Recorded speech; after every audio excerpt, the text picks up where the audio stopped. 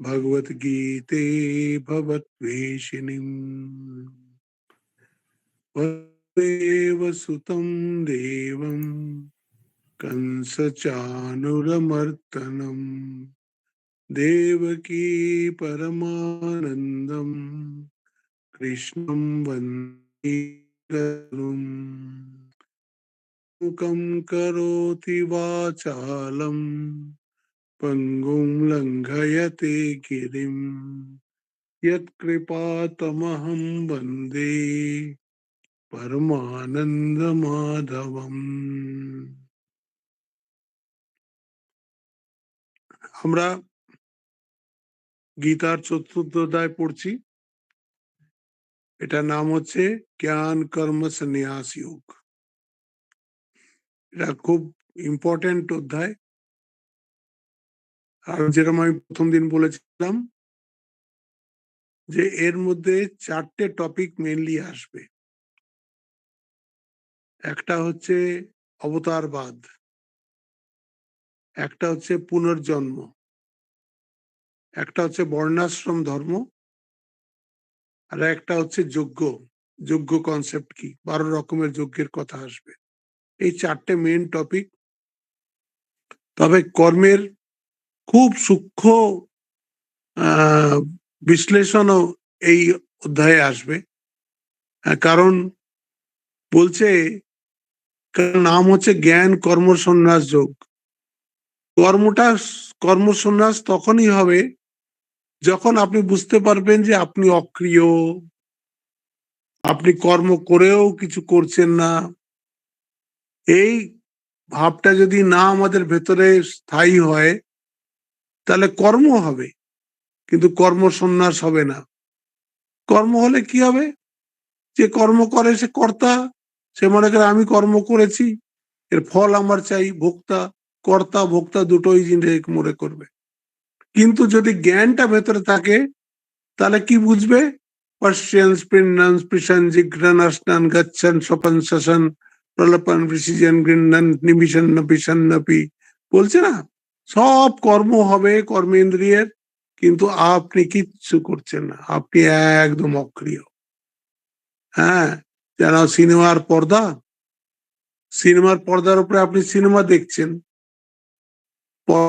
জিজ্ঞেস করুন তো কোন ছবি তোমার উপরে আছে? বলো কোনো ছবি নেই, আমি তো যেমন ছিলাম তেমনই আছে। আমাদেরও ঠিক তাই। আত্মা আমাদের প্রত্যেকের মধ্যেই একই আত্মা বিরাজিত, কিন্তু এই উপাধিগুলোর দরুন আমরা কর্তা ভোক্তা রাগ দেশ ভালো মন্দ সুখ দুঃখ আলাদা আলাদা আলাদা অনুভব করি। যদি আত্মায় পৌঁছতে পারি তখন দেখব আমার উপরে কোনো ছবিই নেই। তন্ময় জাতি একটা আসবে, উপনিষদ এক মন্ত্র আছে, বলছে এই পর্দা নড়বে না। কতই তুফানের সিন আসুক, বিরাট ঝড় হচ্ছে, সিনেমায় দেখছেন আপনি, পর্দা কিন্তু একটুও নড়ে না। কত বৃষ্টি হচ্ছে, কিন্তু পর্দা ভেজে না। কত দাউ দাউ করে আগুন জ্বলছে, পর্দা গরম হয় না। ঠিক সেরকম অবস্থা আমাদের স্বরূপের, একই অবস্থা, কিচ্ছু হয় না। তো ওইটা হয়ে যাবে জ্ঞান। আর সেই জ্ঞান যখন হবে তখন তার কর্মসন্ন্যাস নিজে নিজেই হয়ে যাবে। জ্ঞান কর্মসন্ন্যাস কি করে হয় সেটা এখানে বোঝাচ্ছেন। তো বোঝাতে গিয়ে বললেন এই জ্ঞানটা তো আমি বহু আগেই দিয়েছিলাম, সূর্যকে দিয়েছিলাম, কিন্তু সূর্য পরম্পরায় সব অন্য অন্য রাজাদের পরপর দিয়েছে। সূর্যের থেকে মনু পেয়েছে, মনুর থেকে ইক্ষাকু পেয়েছে, এরকম করে চলেছে। তারপরে সে কালে নে মাতা যোগ নষ্ট পরন্তপা, ভুল লোকের হাতে পড়ে গেছে, যাদের স্বার্থ বুদ্ধি ছিল, যাদের সেই জ্ঞান ধারণ করার ক্ষমতা ছিল না। জ্ঞানটা এরকম, সবাই একরকম বুঝছে তা নয়, কিন্তু আপনি দেখবেন নিজেদের মধ্যেও কথা বলে দেখবেন, আপনি একরকম বুঝছেন, সে আরেক রকম বুঝছে। এই জন্য ঠিক ঠিক তপস্যা না হলে এই জ্ঞান বোঝা যায় না। এটা লাস্টে ভগবান নিজেও বলবেন, ইদম তে না তপস্কায় না ভক্তায় কদাচনা। একদম যখন তার গীতা বলা শেষ হয়ে যাবে তখন বলছে এইটা যার তপস্যা নেই, যার মধ্যে এখনো রাগ দেশ আছে তাকে এই জ্ঞান দেবে না, বুঝতে পারবে না। তো এই জন্য বলছেন আমি তো এটা দিয়েছিলাম কিন্তু আস্তে আস্তে নষ্ট হয়ে গেছে। হ্যাঁ, সব আবার এই জন্য সেই জ্ঞানটাকে আবার তোমাকে আমি দিচ্ছি। দেওয়ার পেছনে দুটো হেতু বললেন কেন তোমাকে দিচ্ছি। একটা বলছে ভক্ত সিমে সখা চেতি, তুমি আমার ভক্ত, তার মানে কি তুমি আমাকে ছাড়া আর কাউকে ভালোবাসো না। স তু অস্মিন পরম প্রেম রূপা, ভক্তির লক্ষণ করেছে নারদ, নারদ ভক্তি সূত্রে। স তু অস্মিন পরম প্রেম রূপা, তো যে পরম প্রেম তার মধ্যে তো কোনো রকম সংশয় নেই, সে যা বলবে সেটা ও 100% নিয়ে নেবে। এই জন্য তোমাকে আমি বলছি ভক্ত সিমে সখা চেতি, তারপরে বলছে তুমি আমার সখা। সখা মানে এ তো জীব, ও তো ভগবান, কিন্তু বলছে যে এই জীব ভগবান হলেও কিন্তু নিজের মর্যাদা ক্রস করছে না কখনো। সখা বলেও সে মর্যাদা ক্রস করছে না, সবসময় সম্মানের সাথেই শ্রীকৃষ্ণকে দেখছে, সেটা শ্রীকৃষ্ণ বুঝতে পারছেন। তাই বলছেন এই জন্য এই রহস্যটা তোমাকে বলছি। রহস্য মানেটা কি, যে জিনিসটা পাবলিক হয়ে যায়, যে খবরটা পাবলিক হয়ে যায়, 4 কানের জায়গায় 6 কান হয়ে গেল, সেই আর ওটা রহস্য থাকলো না। উপনিষদকে রহস্য কেন বলা হয়েছে, গুরু শিষ্যকে একান্তে জ্ঞান দেয়।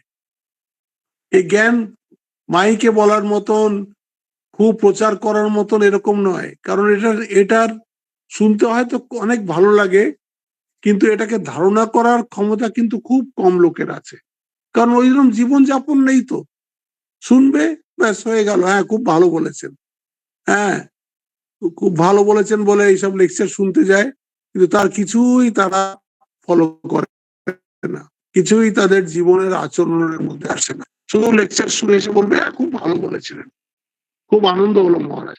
এই এই জন্য এই হচ্ছে রহস্য। তাই বলছে ভগবান নিজেই বলছেন তুমি আমার ভক্ত, তুমি আমার সখা, এই জন্যে এই উত্তম রহস্যটা তোমাকেই জানাচ্ছি। তাহলে অর্জুন তো জানেন উনি ভগবান, উনি নিশ্চয়ই বিভৎসানকে বলেছেন, সূর্যকে বলেছেন, তো পাছে অন্য লোকেরা অন্যরকম না বোঝে, সেই জন্য এই প্রশ্নটা করেছেন। তোমার তো সেদিন জন্ম হলো, হ্যাঁ তুমি কি করে সূর্যকে বলবে, হ্যাঁ অপরম ভবতু জন্ম, পরম জন্ম বিভৎসতঃ, সূর্য তো সেই সৃষ্টির প্রাক্কাল থেকেই আছেন, আর তোমার তো সেদিন জন্ম হলো কংসের কারাগারে, তুমি কি করে বলবে। তো এই সব হয়ে গেল। তারপরে ভগবান যখন বলা শুরু করলেন, বলছেন বহুনি মে ব্যতীতানি জন্মানি তব চ অর্জুনা, বহু বহু জন্ম হয়েছে আমার এবং তোমারও, আমারও বহু জন্ম হয়েছে। এইখানে ঈশ্বর আর জীবের মধ্যে ভেদ হয়ে আছে, তাই কি বলছে তান নেহম বেদ সর্বাণী, আমি তার সবগুলো জানি। না তম বেদ পরন্তপ, তুমি জানো না, আপনি জানেন আমি জানি না, তার মানে কি তুমি শরীরের সঙ্গে নিজের জন্ম মৃত্যু মনে করছো, তাই জন্য তুমি প্রত্যেকবার মৃত্যুর সঙ্গে সঙ্গে এই জন্মের স্মৃতি তোমার চলে যাচ্ছে, তুমি জানতে পারছো না। আর আমার তো মৃত্যুই নেই, আমি কখনো রাম রূপে আসি, কখনো কৃষ্ণ রূপে আসি, কখনো রামকৃষ্ণ রূপে আসি, কখনো চৈতন্য রূপে আসি, এই এত রূপে আমি আসছি।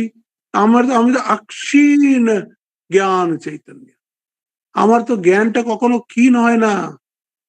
হ্যাঁ, এই জন্যে আমার সব মনে আছে। এই জন্য আমার এটাও মনে আছে যে আমি সূর্যকেই প্রথমে দিয়েছিলাম। কেন, সূর্য যখন ছিল না তখনও আমি ছিলাম। अहम ऐसा अहम ऐसा मवे अहम ऐसा मवे আগ্রে নানিয়ত সদসৎ পরম, ভাগবতে আছে। কি আমি আগে ছিলাম, তখন এই সৎ অসৎ কারণ কিচ্ছু ছিল না, আমি ছিলাম, একা ছিলাম। তারপরে আমি ইচ্ছা করলাম যে একাশ্যাম বহুশ্যাম প্রজায়েতি, আমি এক আছি বহু, আস্তে আস্তে আস্তে আস্তে সৃষ্টি এলো তো সূর্য এলো, সবকিছু এলো। তো আমি তারপরে যাতে যে জীব আমি, যারা সব ঘুমিয়েছিল এতক্ষণ নিজের নিজের প্রারব্ধ কর্ম, সঞ্চিত কর্ম, আগামী কর্ম নিয়ে যারা সব ঘুমিয়েছিল একটা সৃষ্টির অন্তে, তারা আবার সব জাগবে তো। তাদের অভ্যুদয় আর নিঃশ্রেষের জন্য আমাদের জ্ঞান দিতে হবে। সেই জ্ঞানটা আমি বেদ রূপে তখনই দিয়ে দিয়েছি, তখনই আমি বেদ রূপে জ্ঞানটা দিয়ে দিয়েছি, যাতে মানুষের কল্যাণ হয়, মানুষ যতদূর ইচ্ছে উন্নতি করতে পারে। আবার এক সময় যখন মোক্ষ মার্গের দিকে যাওয়ার জন্য ইচ্ছা করবে, তখন মোক্ষ মার্গেও যেতে পারে। এই যে পূর্ব মীমাংসা আর উত্তর মীমাংসা, কর্মকাণ্ড আর জ্ঞান কাণ্ড, দুই রকম আমি দিয়ে দিয়েছি, যাতে মানুষ পথ না হারিয়ে ফেলে। আজ যে আমরা পথ হারিয়ে ফেলেছি, তার বড় কারণ হচ্ছে আমরা সেই বেদের জ্ঞানকে ছেড়ে দিয়েছি। অনেক মানুষ বললেই, বেদের জ্ঞান বললেই বলবো, ওরে বাবা সে তো সংস্কৃতে, সেই সংস্কৃত কে বুঝবে, আমরা কোথা থেকে বেদের জ্ঞান পাবো? বেদের জ্ঞান না পাও, বেদ অনেক অন্য ভাবেও আছে।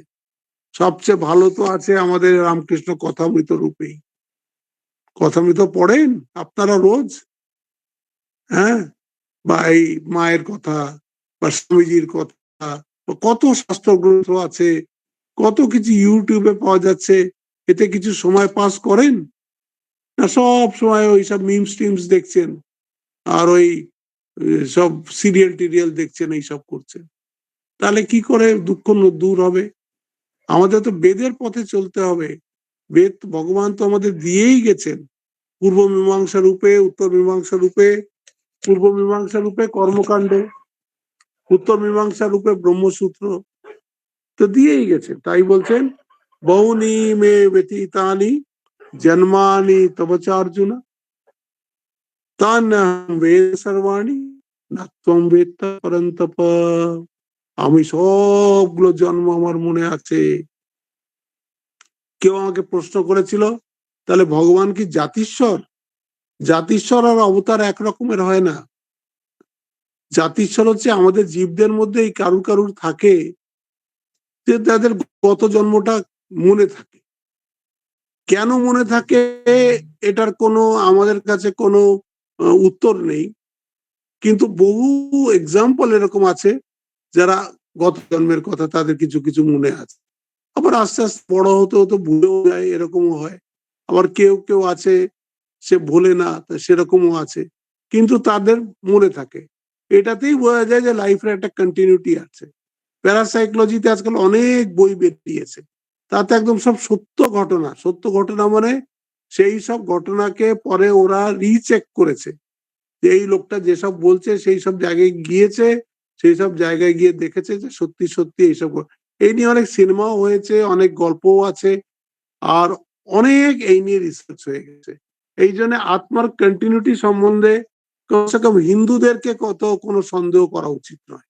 অন্যরা করুক, হ্যাঁ, অন্যরা করুক, ওরা আত্মার কন্টিনিউটি নিয়ে যতই সংশয় করুক। এই যে মুসলমানরাই দেখুন না, মুসলমানরা বলছে কি, মরে গেলে কবরে থাকবে, তারপর ডে অফ জাজমেন্টে তোমার বিচার হবে। তুমি ভালো কাজ করলে তুমি স্বর্গে যাবে, খারাপ কাজ করলে তুমি নরকে যাবে। মানে শরীর তো নষ্ট হয়ে গেছে, তো পোকাতে খেয়ে ফেলেছে কবরের মধ্যে, তাহলে কে কি বলে স্বর্গে নরকে কে যাচ্ছে? হম, খ্রিস্টানদেরও ওরকমই ডে অফ জাজমেন্ট বলে তারা, তারা তো কবরের মধ্যেই রাখে। হ্যাঁ, আমাদের আমরাও বলি এরকম যে আকাশের মার্গে আকাশে চলে গেল, সূক্ষ্ম শরীর হয়ে চলে গেল, তারপর সূক্ষ্ম শরীরটাকে স্বর্গ নরক ভোগ করতে হয়। তো আত্মার কন্টিনিউটি আছেই, আপনি যেদিক দিয়েই যান আত্মার কন্টিনিউটিকে আপনি অস্বীকার করতে পারেন না। তাই জন্যে ওটাই বলে ভগবান বলছেন, দেখুন আগেরটায় বললেন বহুনি মে ব্যতীতানি জন্মানি, তো মানে আমার বহু বহু জন্ম হয়েছে, বহু বহু জন্ম হয়েছে। পরের লাইনে কি বলছেন, আচোপি, তার মানে অজন্মা, আমার জন্মও নেই আর মৃত্যুও নেই। হ্যাঁ, এইটা বুঝতে হবে। এইখানেই ভগবানের সঙ্গে জীবের ফারাক। জীব হচ্ছে দেহাভিমান যুক্ত, ভগবান হচ্ছেন আত্মায় প্রতিষ্ঠিত। আত্মার তো আসা যাওয়া নেই, আত্মা তো সেরকমই আছে, মাঝে মাঝে আল্লাহ শরীর পাচ্ছে, কিন্তু এই যে দেহাভিমান, যে সে দেহটা মরলেই বুঝলো আমি মরলাম, দেহটা যেই জন্মালো আমি জন্মালাম, হ্যাপি বার্থডে করলাম। হ্যাঁ, খুব হ্যাপি বার্থডে আজকাল খুব চল হয়েছে, অফিসে, ক্লাবে, দোকানে, পার্টিতে, সব জায়গায় হ্যাপি বার্থডে হচ্ছে। হ্যাঁ, এই যে কতবার হ্যাপি বার্থডে হয়েছে, কিন্তু মানুষ মনে করে এটাই বোধহয় তার প্রথম জন্ম, এই বোধহয় সে প্রথম ক্লাস 5-এ পড়ছে, এইবার সে 6-এ উঠবে। এরকম কতবার সে 5-6-এ উঠেছে। এই জন্য বলছে আজোপি, এই একটা প্রথম, প্রথম এইটা বলে দিল যে আমি জন্ম নেই আমার। বলে জন্ম নেই, তুমি যে দেখা যাচ্ছে তোমাকে, তুমি জন্ম নেই বলছো, তখন বলছে যাতে বা, যেন দেখা যাচ্ছে, দেহবান ইবা, যেন দেহ ধারণ করেছে, কুর্মন ইবা, যেন কর্ম করছে, লক্ষ্যতে, শঙ্করাচার্য বলছেন।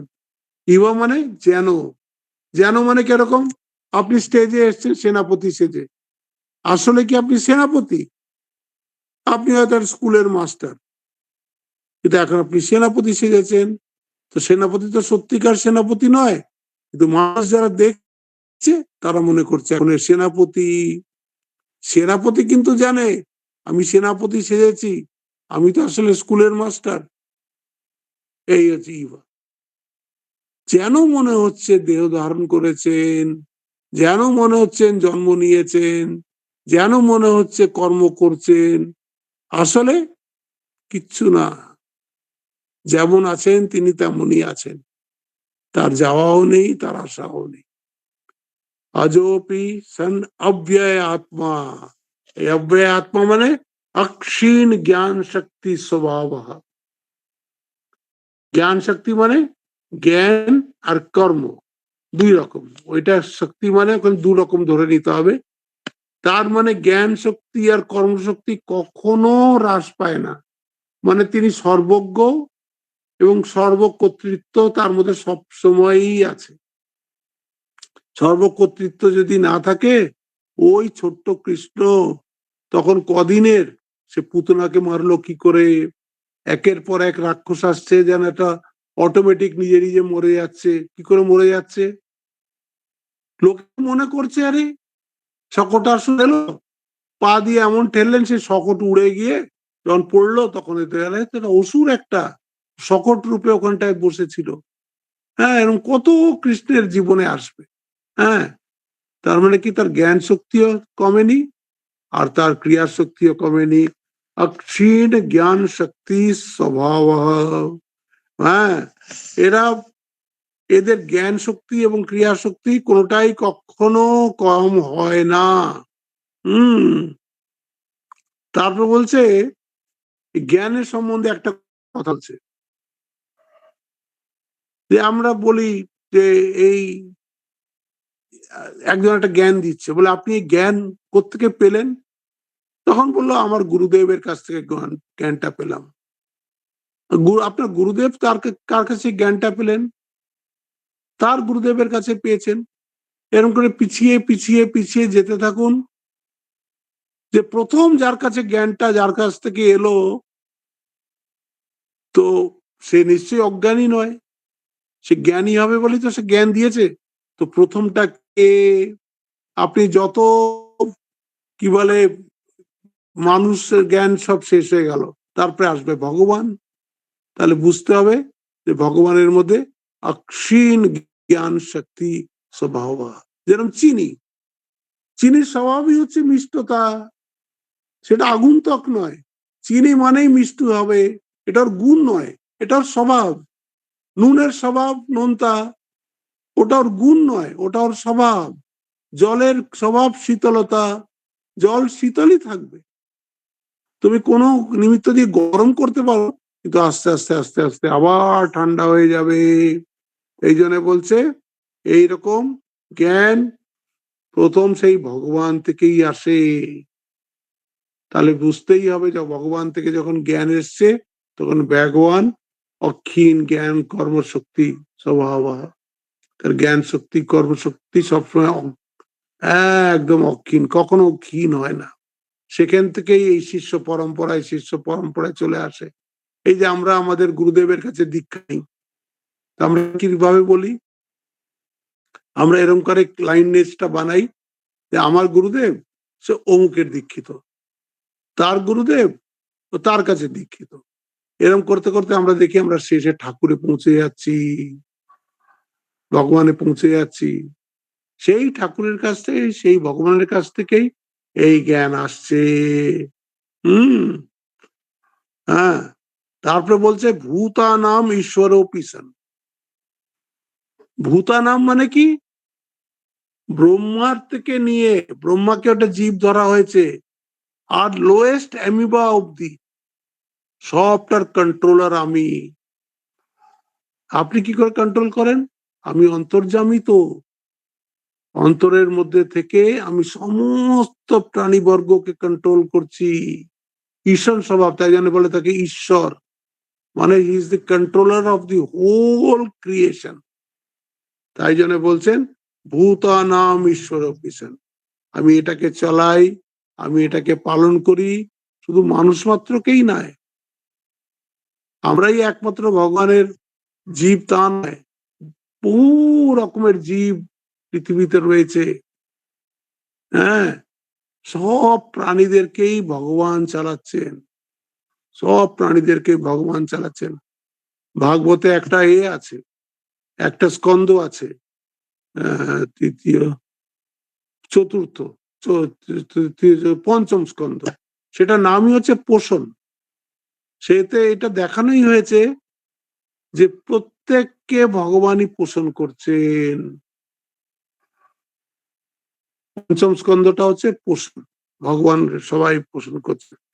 তারপরে বলছেন প্রকৃতিম স্বাম অধিষ্ঠায়। প্রকৃতিম স্বাম অধিষ্ঠায় মানে এখন ভগবান যে আসবেন, তো রাজা যখন যাবে তো রাজার একটা রথ লাগে, রাজার একটা মুকুট লাগে। হুম। এইসব না হলে তাহলে কি করে তাকে বুঝবে যে রাজা আসছে? এখানে যে ভগবান আসছেন, তিনি নিজের প্রকৃতির উপরে অধিষ্ঠিত হয়ে আসছেন। প্রকৃতিম স্বাম অধিষ্ঠায় মানে নিজের প্রকৃতির উপরে অধিষ্ঠিত হয়ে। প্রকৃতি মানেটা কি? প্রকৃতিকে তো ভগবানের প্রকৃতি বলছে, মাম বৈষ্ণবী শক্তি। শঙ্কর ওখানে ভাষ্য করেছেন, আমারই বৈষ্ণবী শক্তি, আমারই শক্তি, আমারই শক্তি।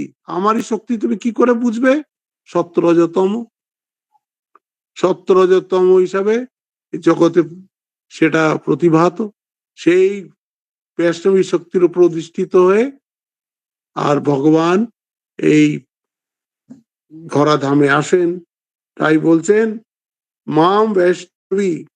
হ্যাঁ, ভগবান আর ভগবানের শক্তি আলাদা নয়। সমস্ত প্রকৃতি, সমস্ত সৃষ্টি এই প্রকৃতির বশ, সব প্রকৃতির বশ। আবার এই প্রকৃতি স্বয়ং ভগবানের বশ, এর আন্ডারে সমস্ত প্রকৃতি। কিন্তু এই মায়া আবার ভগবানের আন্ডারে। ভগবান ওকে সাথে রাখতেও পারে, আর প্রকৃতিকে যদি সরিয়ে দেয় তাহলে নির্গুণ নিরাকার রূপে তিনি রয়েইছেন। সেখানে তাকে কিচ্ছু বলা যাবে না, শুধু নেতি নেতি বলতে হবে বা সচ্চিদানন্দ বলতে হবে, আর কিচ্ছু বলা যাবে না। কারণ ওই সমস্ত এই সত্য রজতম গুণটাকে সরিয়ে রেখে দিয়েছেন, প্রকৃতিকে সরিয়ে রেখে দিয়েছেন। এই জন্য বলছে সবাই তো মায়ার বশে, কিন্তু মায়া স্বয়ং ভগবানের বশে। তাই বলছেন দৈবী হেষা গুণময়ী মম মায়া দুরত্যয়া। আমার যে মায়া, এটাকে পার করা ভীষণ কঠিন। তাই ঠাকুর বারবার প্রার্থনা করেছেন যে তোমার ভুবন মোহিনী মায়ায় যেন মুগ্ধ না হই, তোমার ভুবন মোহিনী মায়ায় যেন মুগ্ধ না হই। ওই একটাই কারণ, দেবী এষা গুণময়ী মম মায়া দুরত্যয়া মামে বা ইয়ে প্রপদ্যন্তে। যে আমার স্মরণে আসবে, যে আমার কাছে সারেন্ড হবে, মায়াম এতাম তরন্তিতে, সে মায়ার থেকে মুক্ত হয়ে যাবে। তাকে আর মায়া ধরে না। যে মায়ার কাছে একদম সারেন্ডার হয়ে গেছে তাকে আর মায়া ধরে না। ঠাকুরের এতে কত গল্প আছে। সেই কোথায় নিয়ে গেছে, কোন এক বিখ্যাত সুন্দরী কলকাতার বেশ্যা, তার কাছে মথুরবাবু নিয়ে চলে গেছে। সেখানে গিয়ে এসে মা আমার শুরু করে দিয়েছে যে এই ঠাকুর। সেই ভদ্রমহিলা তো লজ্জায় একেবারে মথুরবাবু বলছে, আপনি কি করেছেন, কাকে নিয়ে এসছেন, এত শুদ্ধ পবিত্র লোক কাউকে এখানে আনতে হয়? হুম। উনি একটু টেস্ট করার জন্য নিয়ে গেছিলেন, কিন্তু এমন ভাবে হতে হয়েছিল মথুরবাবুকে। তারপরে আসবে একটা নবম অধ্যায়, একটা শ্লোক আসবে, অবজানন্তি মা মূঢ়া মানুষিম তনুমাশ্রিতম। যারা মূঢ় ব্যক্তি তারা আমাকে চিনতে পারে না কেন, আমি তো মানুষের বেশে এসছি। তখন এ কি করে ভগবান হয়? তার মানুষিম তনুমাশ্রিতম পরম ভাব মজানন্ত মম ভূত মহেশ্বর। আমার পরম ভাবকে তারা বুঝতে পারে না। মূঢ় মানুষরা কি করে বুঝবে? অনেক তপস্যা করেও বোঝা যায় না। আর এটা তো মূঢ়। সে আছে না, রামচন্দ্রকে মাত্র ভারদ্বাজ আদি 12 জন ঋষি চিনেছিল, বাকিরা চিনতেই পারেনি। ভগবানকে চেনা যায় না।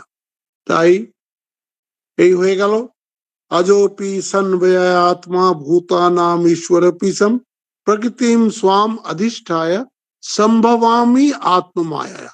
এই যে বলছে আত্মমায়ার দ্বারা, পরমার্থ তো নয়। শঙ্কর লিখছেন পরমার্থ তো তার জন্ম হয়নি। এই যেন মায়ায় ধরিলে মানবকায়, অরূপ সায়রে লীলা লহরী, উঠিল মৃদুল করুণাবায়, আদি অন্তহীন খণ্ডে বিলীন, মায়ায় ধরিল মানব কায়। মানব কায়টা যে ধরেছে এই যে প্রজেক্ট করেছে, মানে তিনি আছেন।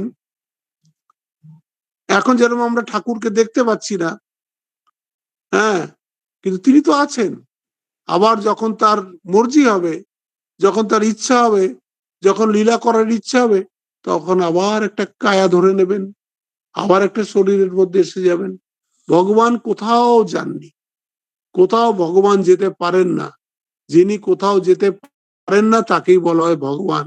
সর্বস্থায় সর্বকালে যিনি আছেন তাকে বলা হয় ভগবান।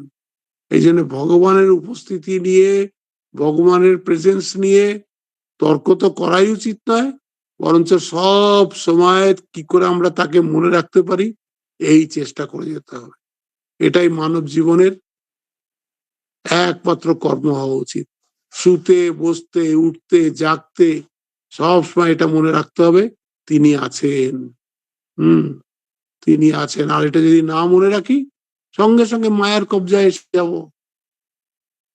সব মায়ের কবজায় এসে গেলেই নানান রকম কাম, নানান রকম হিংসা, নানান রকম মিথ্যা এর মধ্যে জড়িয়ে পড়ব, সংসারের মধ্যে জড়িয়ে পড়ব।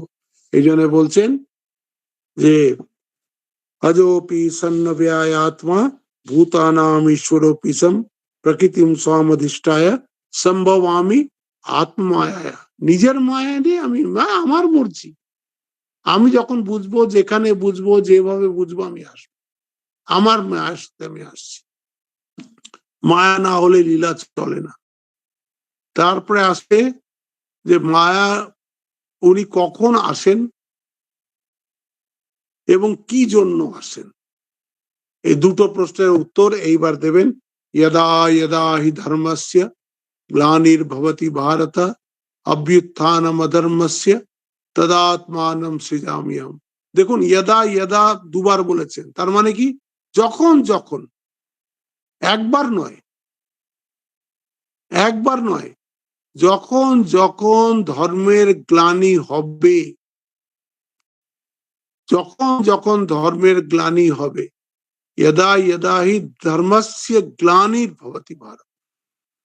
ধর্ম সম্বন্ধে ওই যে আপনাকে বললাম যে যদি আপনি পূর্ব মীমাংসা পড়েন জৈমিনীর, সেখানে সমস্ত ধর্মের কথা আছে, 12টা অধ্যায়ে পূর্ব মীমাংসা আছে। সেখানে ধর্ম কি তার বিশদ বর্ণনা রয়েছে, আর এবং কিভাবে আমাদের জীবনে চলতে হবে তার সমস্ত উপায়গুলো ওই কর্মকাণ্ডে দেওয়া আছে। হ্যাঁ, ওটা হচ্ছে যখন ওই পূর্ব মীমাংসা শুরু হচ্ছে ধর্মশাস্ত্র, তার প্রথম সূত্র হচ্ছে অথাত ধর্ম জিজ্ঞাসা। এবার আমরা ধর্ম সম্বন্ধে বিচার করব। আবার যখন উত্তর মীমাংসা, যেটার মূল গ্রন্থ হচ্ছে, যেটাকে ফিলোসফাইজ করা হয়েছে, সেটাকে বলা হয় ব্রহ্মসূত্র, ভগবান ব্যাস লিখেছেন।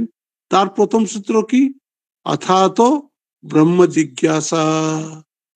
এখন আমরা ব্রহ্ম সম্বন্ধে বিচার করব। ওখানে ধর্ম সম্বন্ধে বিচার করব, এখানে ব্রহ্ম সম্বন্ধে বিচার করব। ধর্ম সম্বন্ধে বিচার করতে গেলেই অনেক রকমের তাতে আছে। শান্তি পাচ্ছি না কেন? শান্তি পাচ্ছ না, এই কর্ম করো, রাগ দেশ তোমার চলে যাক, তুমি শান্তি পাবে।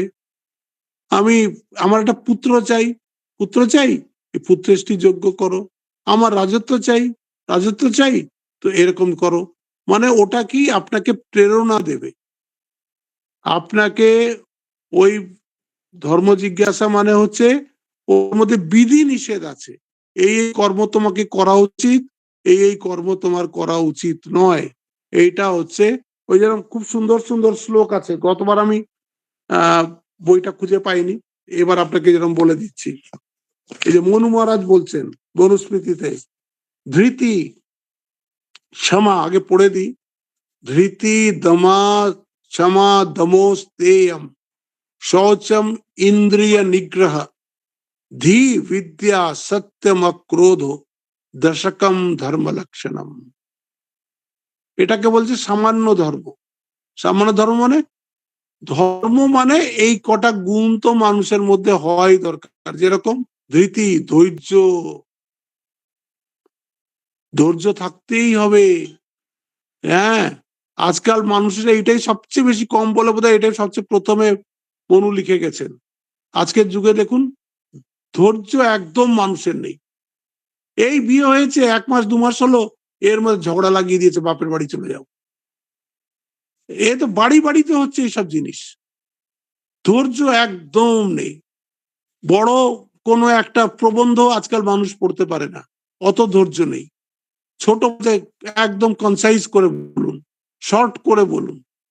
মিমস গুলো বলছে এখন 10 সেকেন্ডের জায়গায় আরো 5 সেকেন্ডে করে দিচ্ছে, কারণ মানুষ 10 সেকেন্ডও অ্যাটেনশন ধরে রাখতে পারছে না। তাহলে তারা জীবন যুদ্ধে কি করে দাঁড়াবে যদি ধৈর্যই না থাকে? তাই বলছে ধৃতি, ক্ষমা মানে কম্প্যাশন, এটা শক্তিশালীরাই করতে পারে। যে ক্ষমা করার শক্তি যার আছে, দুর্বল মানুষ কি ক্ষমা করবে? হ্যাঁ, শক্তি আছে, আমি আরো জোরে মারতে পারি, কিন্তু আমি ক্ষমা করলাম। ধৃতি ক্ষমা দমক, দম মানে হচ্ছে কন্ট্রোল অফ সেন্স অর্গানস। হ্যাঁ, সম মানে হচ্ছে কন্ট্রোল অফ মাইন্ড, দম মানে হচ্ছে কন্ট্রোল অফ সেন্স অর্গানস। আস্তেয়ম, আস্তেয়ম মানে চুরি না করা। হুম, আস্তেয়ম, abstention from unlawful gain, ওই হচ্ছে চুরি না করা।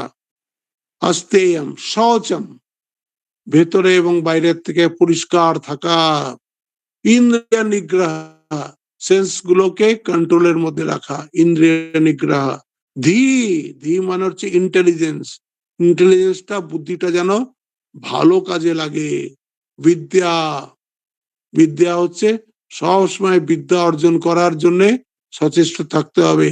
সেটা সেকুলারও হতে পারে, সেটা স্পিরিচুয়ালও হতে পারে, কিন্তু বিদ্যার অভ্যাস থেকে মানুষ যেন দূরে না যায়। সত্যম, সত্য। আক্রোধ, ক্রোধ, অ্যাবসেন্স অফ অ্যাঙ্গার। দশকম ধর্ম লক্ষণম। মনু বলছেন ধৃতি ক্ষমা দমোস্তেয়ম শৌচম ইন্দ্রিয় নিগ্রহ ধী বিদ্যা সত্যম ক্রোধ দশকম ধর্ম লক্ষণম। তারপরে একটা উনি বলছেন ইয়ৎ কর্ম কুর্বতো স্যাৎ পরিতোষ অন্তরাত্মনা। বলছে এমন কাজ করো যাতে যার জন্য করছো তারও ভালো লাগে আর তোমার নিজেরও ভালো লাগে। আর এমন কাজ করো না যেটায় পরেরও দুঃখ হয়, নিজেরও দুঃখ হয়। এরকম কাজ আমরা করে ফেলি, মনে করছি আমি খুব জিতে গেলাম, কিন্তু পরে অনুশোচনা হয় কেন আমি এরকম করলাম। তাই বলছে ইয়ৎ কর্ম কুর্বত স্যাৎ পরিতোষ অন্তরাত্মনা তৎ প্রয়ত্নেন কুর্বীতম বিপরীতম তু বর্জয়েৎ। তার উল্টোটা কখনো করো না, এরম ভাবেই কাজ করো।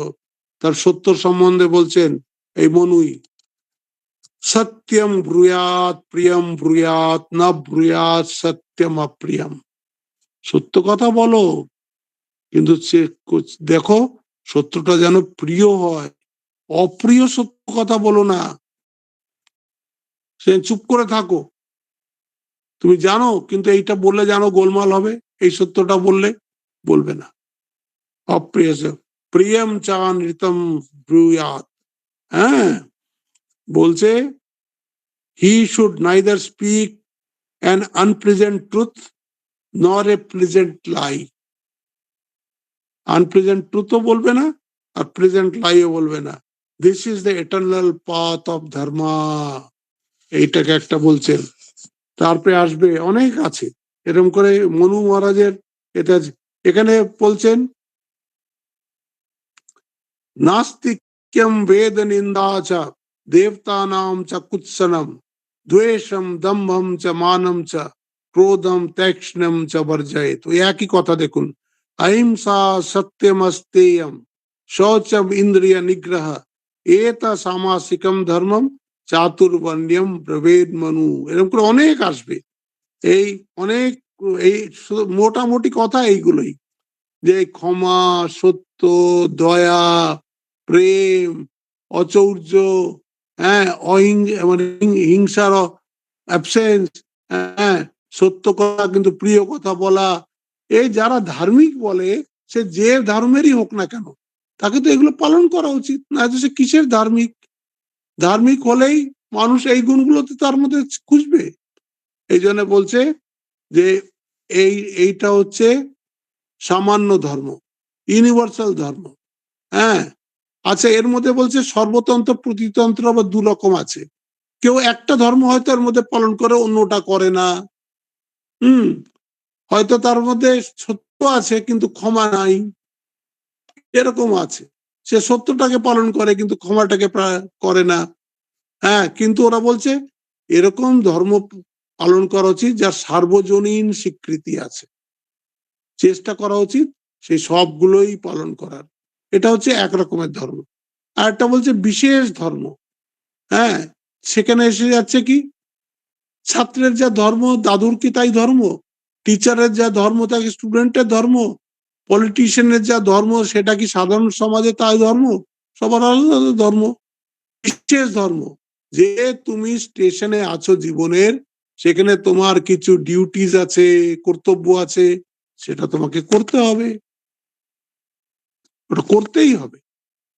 আর একটা হচ্ছে বলছে আপদ ধর্ম, এমার্জেন্সির সময় বলছে যে তখন তোমাকে, হ্যাঁ, ওটাকে বলে আপত্তিকালে মর্যাদা নাস্তি। যদি আপত্তিকাল এসে যায় তখন অনেকগুলো মর্যাদাকে সরিয়েও দেখতে যেন অর্ডারটা ফিরে, যাতে আবার সব হারমোনিটা এসে যায়। এটা হচ্ছে বিশেষ ধর্ম।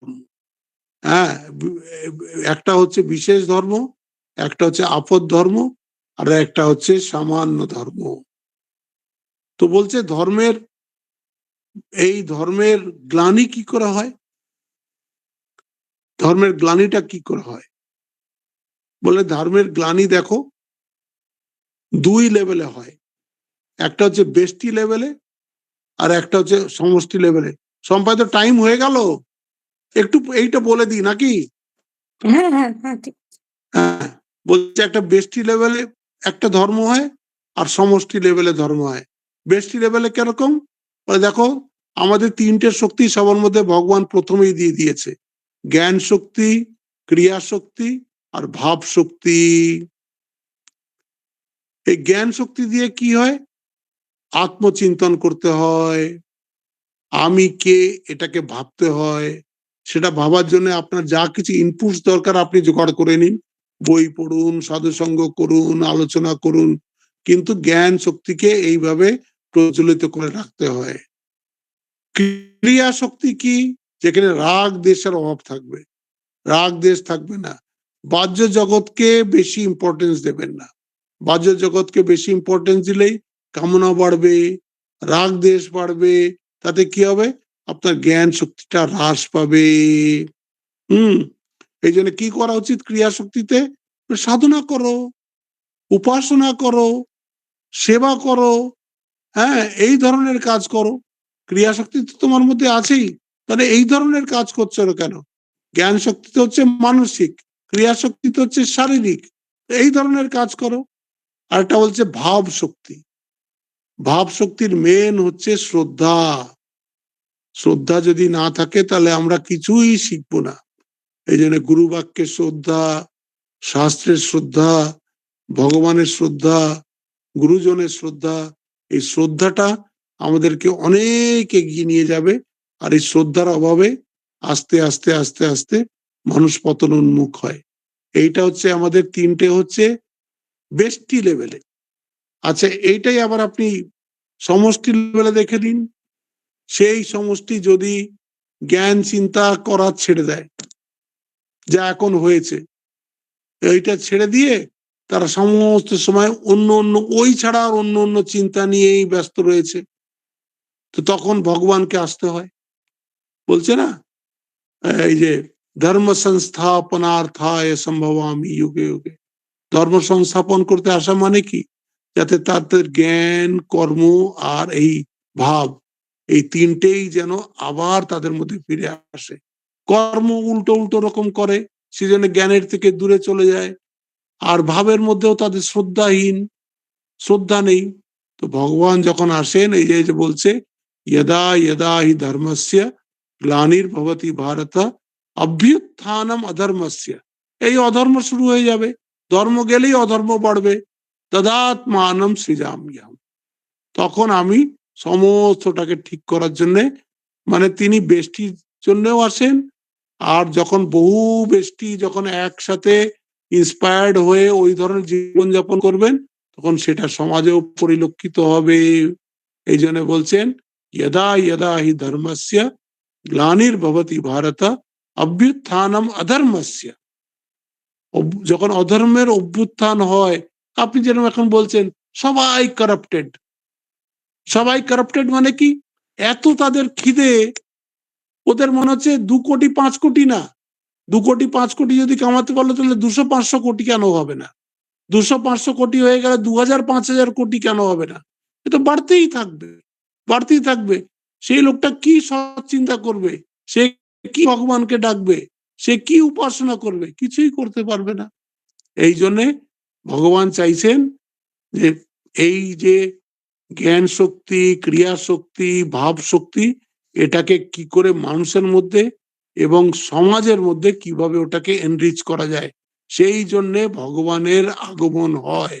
আজকে এলো, আজকে আমরা বললাম ভগবানের আগমন কখন হয়, প্রয়োজনটা কখন হয়। এবার কালকে আমরা দেখব ভগবান এসে কি করেন। পরিত্রাণায় সাধূনাম বিনাশায় চ দুষ্কৃতাম। এখান থেকে আমরা কালকে পড়বো। আজ এখানেই শেষ করছি। ওম শান্তি শান্তি শান্তি। হরি ওম তৎসৎ। শ্রীরাম কৃষ্ণার্পণমস্তু।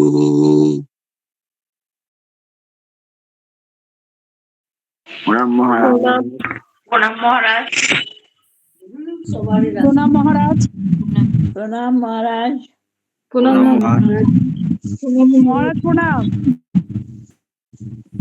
প্রণাম মহারাজ।